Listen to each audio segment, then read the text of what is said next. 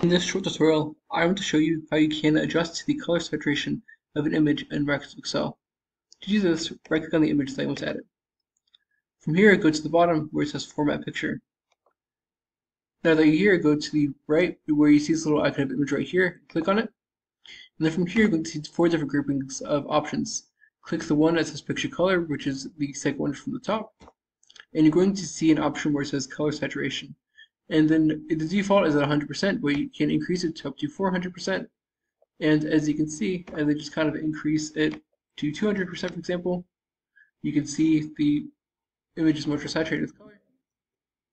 200%, again, just a lot more color in this image. And 400% is the max.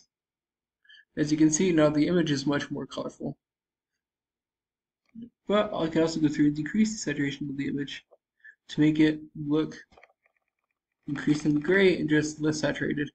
You can really just kind of mess around with the percentages to ultimately get the effect that you want in your image. But as you can see, as I get closer to 0, the image is black and white.